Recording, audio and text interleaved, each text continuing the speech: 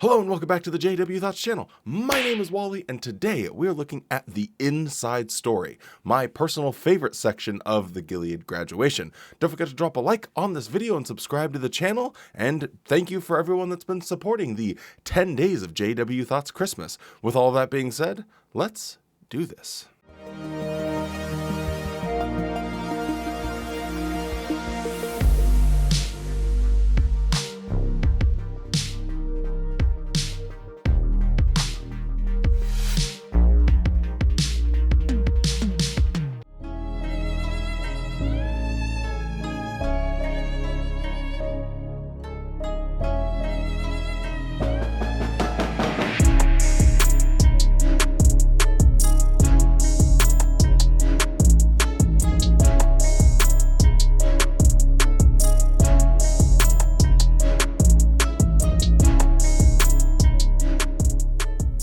The first couple we would like to introduce is Tomáš and Eva Maruška from Slovakia.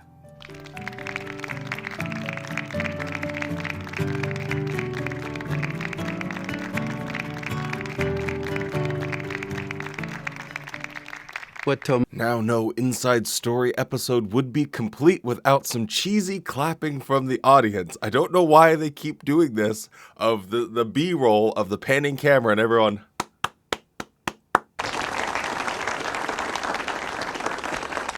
Woo! It's so silly how serious they take this, and I think it's great. You know, they have their whole little intro, they have their whole studio set up. It's like they're doing like a late night show, basically, but it's for these Gilead graduates. So let's see what this couple from Slovakia have to say. Now, we understand that you both grew up in a country that was under ban. Can you tell us a little bit about that? We remember growing up when the work was under ban. The change came later in 1989 at the end of the year. And then finally in 1993, the work was officially registered as Jehovah's Witnesses. During the ban, all the things are very different like we know today. For example, there were no assemblies, no conventions at all publicly held like today. Of course, no kingdom halls were available at that time. So how did you hold your meetings if there were no assemblies and no kingdom halls? So I remember they were held in small groups in private homes of our brothers, and usually they were held very late in the evening. So as children, we really struggled to stay awake and do not fall asleep during a meeting. Remember that thing Toni Morris said recently about how they don't drag their children to the meetings? Preaching activity, the Bible study activity, a parent or parents raising a child. See, sometimes you can come across like you're dragging them. That doesn't work. Jehovah's gentle with his drawing of a person. He respects their free will by means of his Holy Spirit, his word. He'll tug at the heart, and he draws them. Isn't this a perfect example?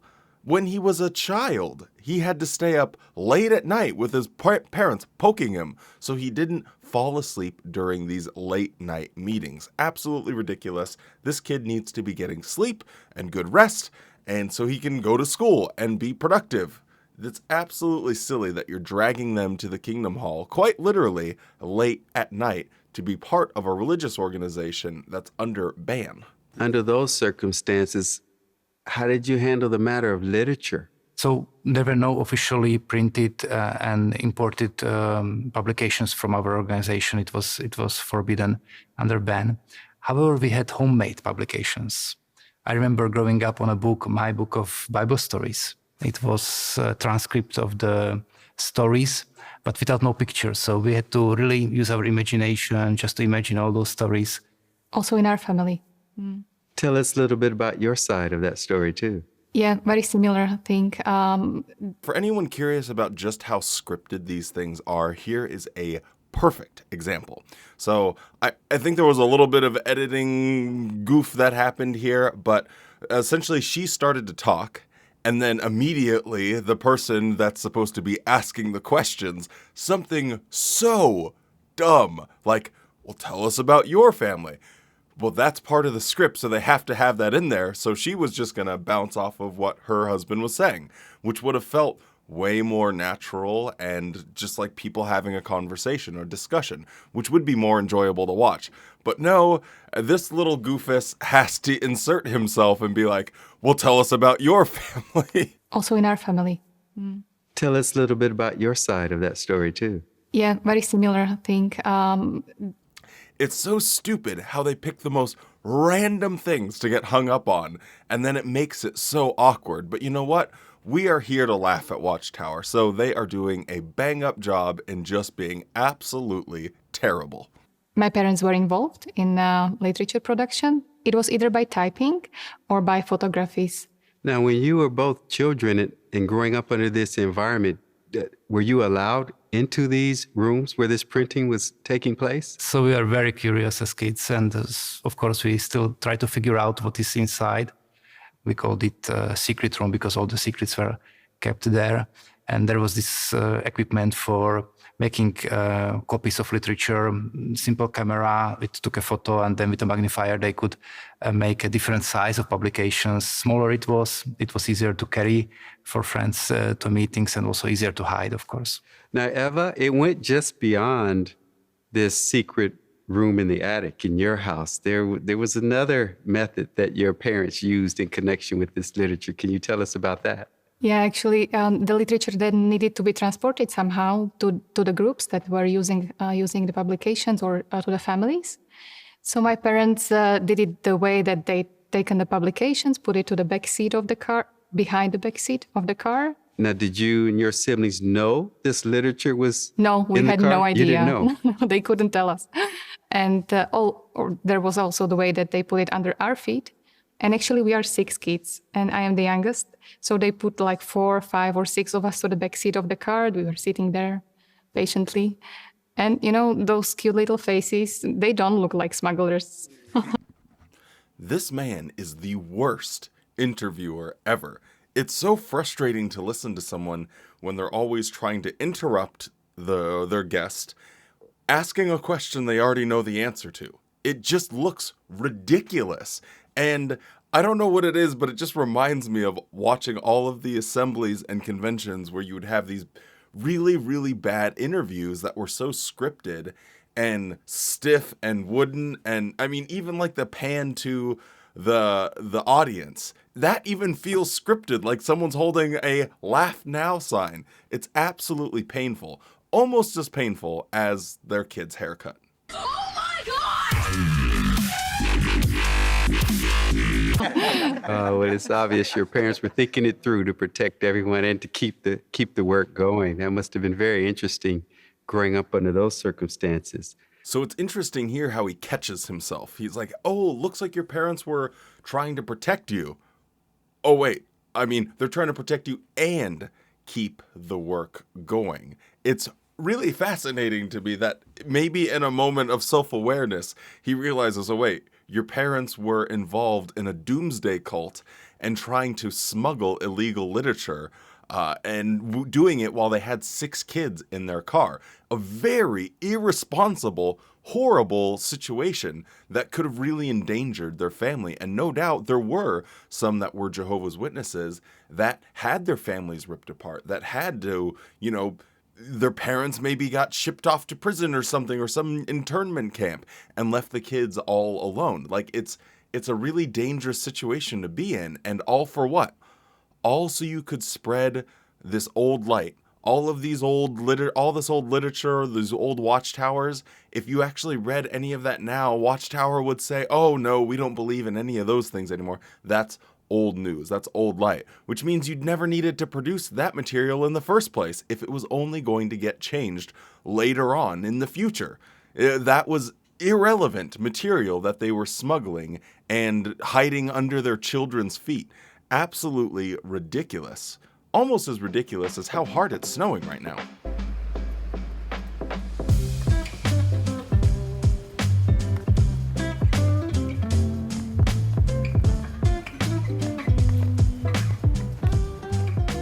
I'm going to be really tight if that shot didn't work out.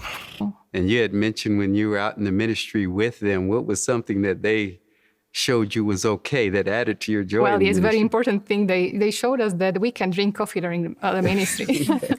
Yeah, good Italian coffee. Oh, good. They made it fun for you.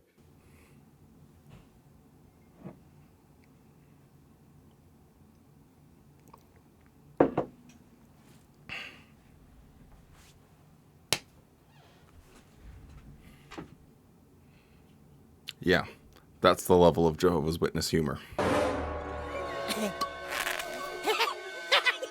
That's a good one. Then what was the next change for you after you started pioneering? What Well, came next? I felt that some change need to be done because I was a little tired of everything. I was working 8 hours a day securely. It was full-time work, and it was kind of international company where everybody was just concerned about their career growth, and everything was about efficiency in the work. I was a little afraid to even go. Nobody ever asked for a reducing working hour. It was like more you work, it's better. So we started to pray about it, and finally I went, and they granted me that I could work from 8 to 12 in the morning. But the amazing thing was that they gave me almost same salary as I had for 8 hours, like for full-time work. So your salary basically doubled, doing half the work, Exactly. right? How did you take advantage of that? Well, at that time, the RTO was open. Yeah, and I was helping with the construction of that RTO in our Kingdom Hall. Then I started to commute for the RTO to care about some technical stuff. And you were helping also in the RTO as commuter. Yes, I was working like with service, food service, and like with lunch, but I needed to be there at lunchtime. So I needed to go back to employer and ask for like moving my work time to the early morning hours. So I would wake up 4:30 and work like until 10. Actually, they granted also this thing to me. And we've seen that it was Jehovah behind, because it was nothing normal in this environment.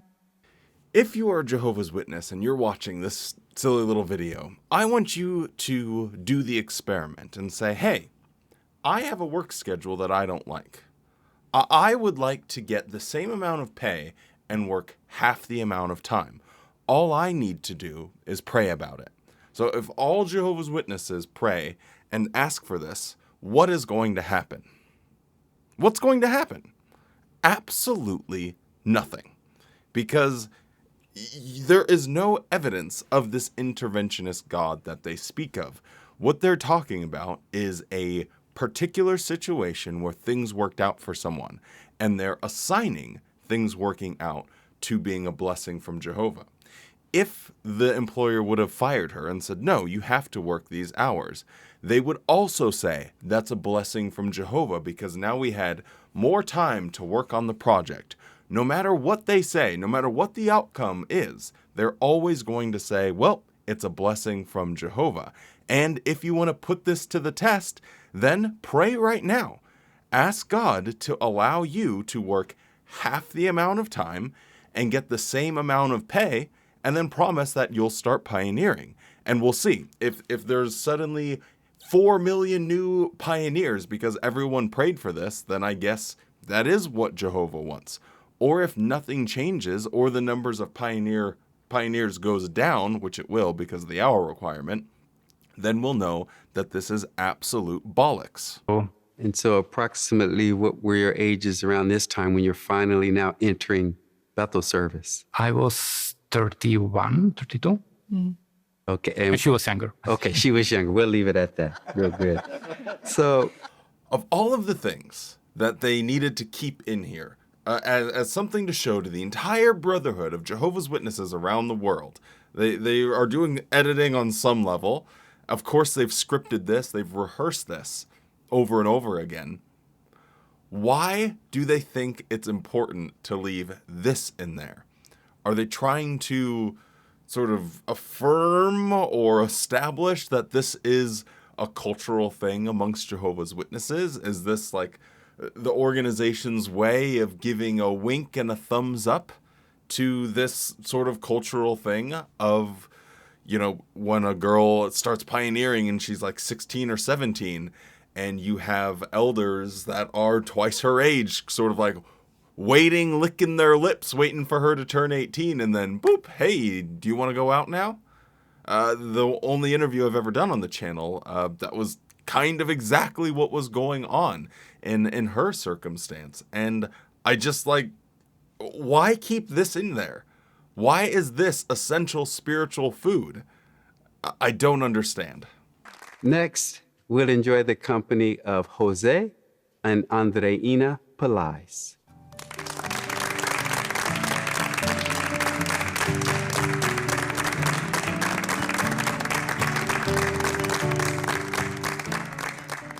Welcome to the inside story for Gilead Class 152. Did you think you would ever hear those words in your lifetime? No, never. In fact, being a Gilead, it is a surprise of our lives. Yes, it is definitely a surprise. We never thought.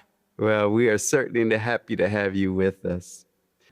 Anytime Watchtower tries to do something quote unquote normal, just to try and seem like, oh yeah, we're just like everyone else,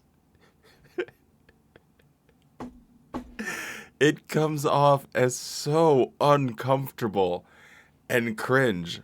I don't think they really understand just how tight and rigid these interviews feel.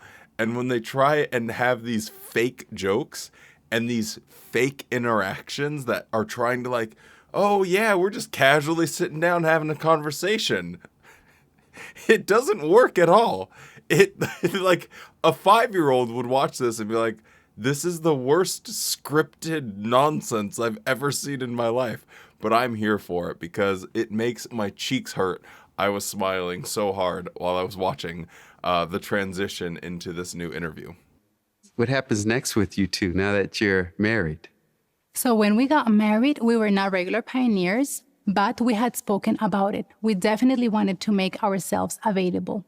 What were you doing then if you weren't regular pioneering at that point? So I cut out most of the beginning of this interview. It's not really that interesting, but I did find this part really strange. How she's like, yeah, well, you know, when we got married, we weren't regular pioneers. And then he's like, well, what were you doing? I mean, you weren't pioneering right when you got married. What were you doing? It's like it's a bizarre thing. Like it's a strange case of, what do you mean you weren't regular pioneering when you got married? And speaking from experience, when you go from just being a single person growing up as a Jehovah's Witness, don't really have a firm grasp on like dating and relationships, and then you're insta-married and you're regular pioneering, it is incredibly stressful. It is not a healthy thing at all. It was one of the things I think that helped me wake up was just all of that pressure and stress that we had because we were regular pioneering. And when you first are married, there are a billion things that you don't understand and you're starting to understand. And when you throw the stress of pioneering and trying to make ends meet on top of that, it feels like it's an absolutely impossible situation to be in. So it's funny that they're talking about it. Well, what were you doing if you shouldn't be regular pioneering like the first year that you're married. It's just not healthy. We both had full-time jobs, and we were comfortable and enjoyed both of our jobs, secular jobs. So the idea of regular pioneering was there. Like I said, it was a goal that I previously had, but we had a long way to go. Now, you had mentioned to me earlier that you were about 16 years old or so when you first had this goal to pioneer. Yes. From 16 to what point do you finally now reach entering the pioneer service? Yes, so we started, I was in my late 20s when we started. I was in my mid-30s when we started. We wanted to, like we said before, we wanted to increase our service to Jehovah, but there were different challenges there. It's different adjustments we wanted to do. And a turning point that happened at that time when we wanted to expand our ministry service, be more useful in the hands of Jehovah. The circuit overseer of that time was Brother Jean Papineau and his wife, Sister Carla Papineau. They encouraged us very much to take the regular pioneering. Yes, I remember being with them out in the ministry during the week that they would come to the congregation, and we'd always make a stop and go for coffee, and we would enjoy their experiences and just that happiness that we would see in them. After each visit as a family worship, we would, discuss and see how we could then simplify our lives, because that was it. We needed to simplify our lives. And we started by, taking regularly the Auxiliary Pioneer. And we became then, eventually we started both this new chapter of our lives. We became regular pioneers. Now you're in your early to mid 30s, you're in your late 20s, and now you're, with that encouragement, you're entering the pioneer service. That's good. So this guy was giving me creepy vibes this entire time, but this sealed the deal for me. What is with his obsession with women and their age? Well, we had it with the last one, and now here, and they tell their whole story, and he goes, what he takes away from their story is like, so you were in your late 20s, and now, like, what is with him and their age? Does he realize how creepy he looks when, like, that is his main focus and concern? What the heck? So, as you've heard, all 4 individuals had to make course adjustments, step out of their comfort zone, and take a leap of faith. Their stories helped us to appreciate that it is never too late to serve Jehovah in new and expanded ways. And when we take that leap of faith, as did these 2 couples, what would Jehovah do for us? Recall Jesus' words at Matthew 17, verse 20. If you have faith the size of a mustard grain, you will say to this mountain, move from here to there, and it will move, and nothing will be impossible for you. You see, unlike a book, your story is far from over. It is not locked in, finished. There is still time to make revisions and add new chapters. And if you take that leap of faith, Jehovah promises to move mountains, and nothing will be impossible for you. We look forward to being with you again on the next edition of The Inside Story.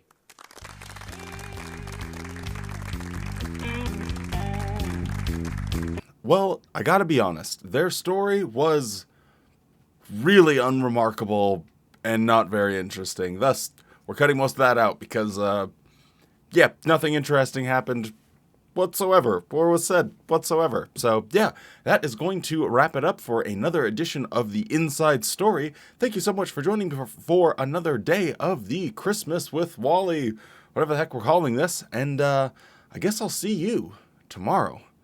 At one point, I'm going to have to figure out when's the last video is going to be, because if I keep saying I'm going to see you tomorrow, well, maybe that's actually classic Wally. I'll see you tomorrow, and then you don't see me for a month.